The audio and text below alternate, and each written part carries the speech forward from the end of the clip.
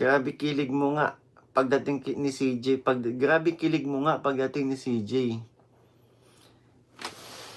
Eh syempre, nung dumating na yung dumating na yung umamin sa part 20, kikiligin talaga.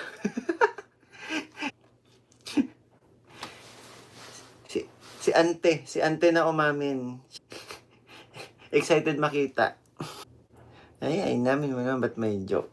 Inamin mo na ba't may joke? Medyo pa ako. Medyo tawag dito. Hindi ko pa masyadong si Antebe. Si Antebe.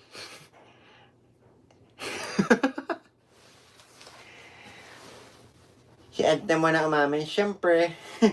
Syempre. Kikiligin talaga tayo. Syempre. Sarap. Iwas na Maricel.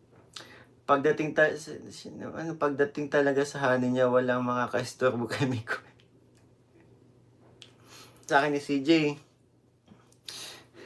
Sinabi sa akin ni CJ pagkalapit ko sa kanya kagabi.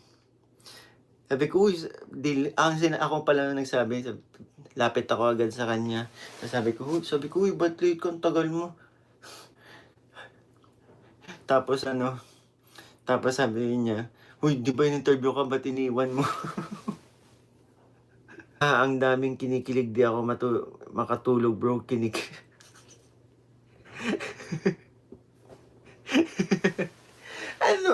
Ano kaya mga shinare mo na naman? Anong mga bulong yan? Galing sa mama ni Chris ang bulong ko. Mama ni CJ mama ni CJ. Yan, Tintin Gonzales. Hello, shoutout.